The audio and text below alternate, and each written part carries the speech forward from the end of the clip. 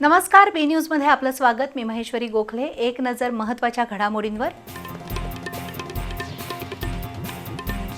दगडांना ठेचून 38 वर्षीय रिक्षाचालक प्रशांत पंडित याचा खून। मणेरमाळ परिसरातील घटनेनंतर दोघा आरोपींना अटक। देवस्थानच्या जमिनी कसणाऱ्या शेतकऱ्यांचा मोर्चा।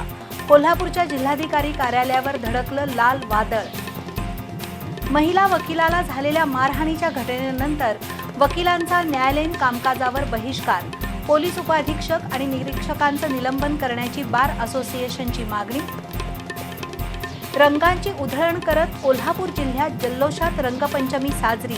बच्चे कंपनीसह महिलांचाही अमाप उत्साह आणि विविध कार्यक्रम आणि उपक्रमांनी साजरा झाला जागतिक महिला दिन।